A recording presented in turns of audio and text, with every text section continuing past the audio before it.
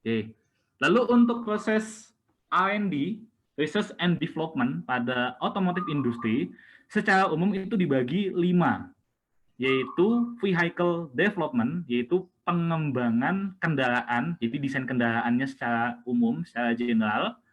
Yang kedua adalah Energy and Environment, jadi ini penggunaan untuk efisiensi bahan bakar, efisiensi pembakaran mesin, ataupun sekarang yang mungkin sedang lagi booming adalah penggunaan electric vehicle. Nah, ini masuk ke Energy and Environment.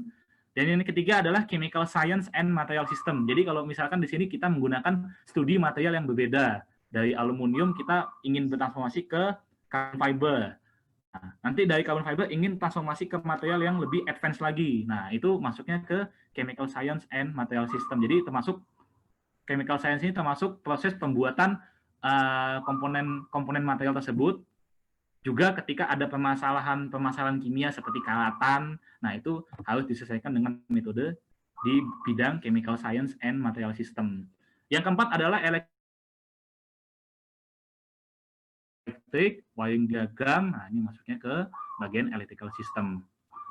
Dan yang terakhir, ini yang sebagai eksekutor final adalah manufacturing system. Jadi ini sistem produksi, pembuatan dengan skala banyak, skala besar. Nah, kalau Indonesia sendiri itu sudah cukup ahli untuk manufacturing system. Tapi untuk untuk empat aspek yang lain, terutama di bidang vehicle development itu masih sangat minim.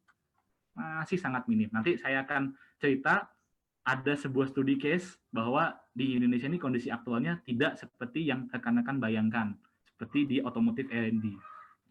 Oke, nah jika tidak dapat salah satu dari 5 aspek tersebut, maka bisa disimpulkan bahwa industri otomotif secara besar itu tidak dapat terciptakan, tidak dapat diciptakan. Oke, nah sekarang pertanyaan dari saya, bagaimana kalau misalkan bagaimana kita bisa mewujudkan kemandirian teknologi kalau industrinya saja tidak terciptakan? Karena tidak tidak aspek-aspek 5 pilar ini tidak lengkap, bahkan tidak ada di Indonesia. Nah, itu menjadi challenge kita untuk Indonesia sebagai generasi muda atau generasi yang saat ini sedang memimpin di masa depan, bahwa ternyata sangat penting loh kita bersifat research and development, baik itu untuk otomotif maupun untuk industri yang lainnya. Itu sangat penting, aspek research and development ini.